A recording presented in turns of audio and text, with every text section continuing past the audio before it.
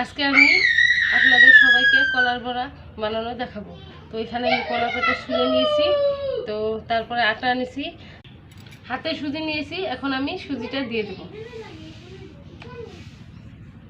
আমি এখানে চিনি দিয়ে দেব,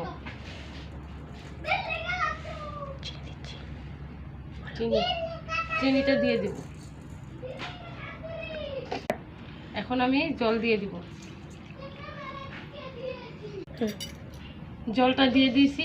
এখন আমি আটা, চিনি আর সুজিটা দিয়ে সুন্দর করে মেখে নেব। কলাটা দিয়ে সুন্দর করে মেখে নেব।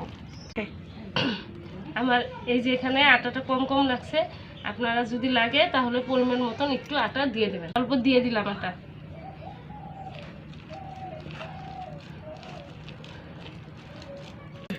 এই যে এখন আমার ব্যাটারটা রেডি হয়ে গেছে।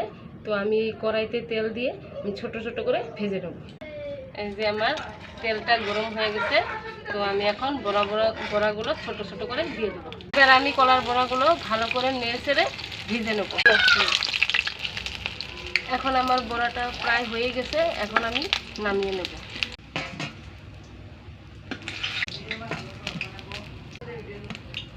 এই দেখুন আমার কলার বড়া হয়ে গেছে। আপনারা ওইভাবে বানিয়ে খেতে পারেন।